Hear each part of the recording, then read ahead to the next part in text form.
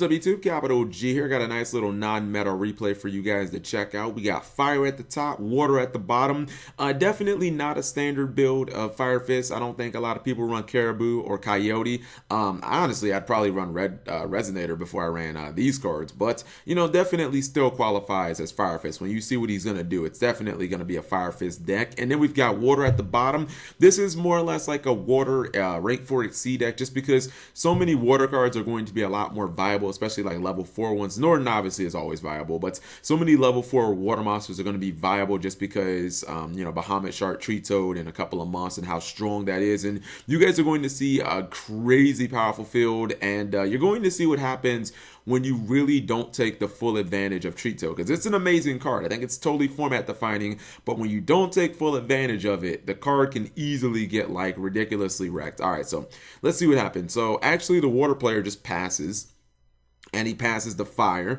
And, you know, Fire Fist has a little bit of a combo here. He goes Red Resonator, and then he's going to go into the Horse Prince. I think he gets a Tinky and a Rooster. Okay, Tinky, Rooster. Probably going to activate that Tinky. Got that Wolf Bark.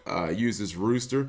Pops that card, gets that 10. So I think he's going to flip it over and then summon that Wolf Bark. All right, so there's that second summon, and then he's going to get that, I think it was Caribou, right? He goes into Tiger King, and then he gets the 10 cent. All right, now here's the crazy part that I don't think that most people would get immediately. This dude went second, so I don't know why he left all this damage on board. He could have easily attacked and done, I don't know, somewhere upwards of like 6,000 damage, probably a little more than that, maybe about 61, 62, something like that. I'm not gonna do the math, but he definitely could have pushed this guy to the brink immediately. And you see he has instant fusion in his hand, so you know that's 1,000 more life points. He would have basically been like in cowboy territory where like he doesn't even have to attack anymore. A simple cowboy would win him the duel. But let's just see what's gonna happen here. All right, so he's gonna summon 7-colored fish. Then he activates this card called Big Wave, Small Wave. Basically, you can only run this on water decks.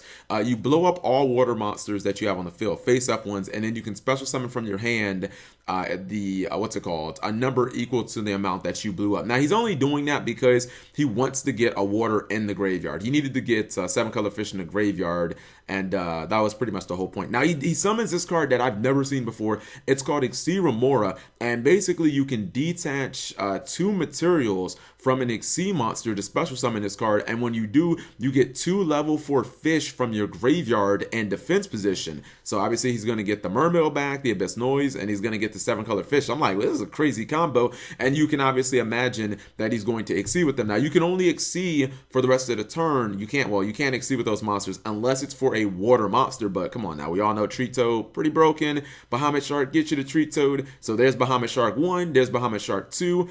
I don't know why he chained Tenson, but he did. Now he summoned Tree Toad, and I thought he was going to summon a second Tree Toad. I was like, man, this field's going to be super good. He can activate Creature Swap and do some stuff here, but instead he goes for a Super Troll play. So he ends up getting an Acid Golem, right? And this obviously can't attack. It has no material. He ends up creature swapping it to his opponent. Now, keep this in mind. If you play against this, usually because you can't special summon and it burns you for 2,000 and it can't attack, like usually most decks will just lose to this. This is a pretty trolly combo. Then he takes his 2 Bahamut Sharks and he goes into F0, which I thought was like, oh, okay. I'm not really sure why he went into F0, why he felt the need. I guess he's just trying to clear his board, and he was given the Rooster in exchange because his opponent had to give him something back. So it's looking really good right now. He's got Tree Toad. He's got the Acid Golem ready to just kill this guy on the other side of the field.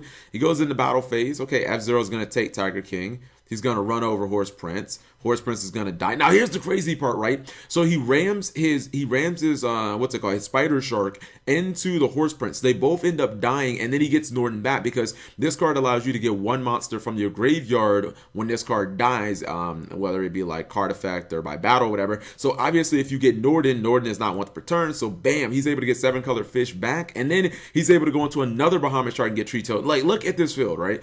You would just think 100% this game is it's 1,000% over. Like, I gave you an Acid Golem. This thing cannot attack. It's burning you every single turn, and you can't special summon. And I've got double Tree Toad and an F0. Like, what are you gonna? You rejecting me? Okay, I'll just Tree Toad. Dark Hole, Tree Toad. Like, you can't Kaiju. Well, actually, I'm not sure about that. I'm not sure. Hold on. Does it say your side of?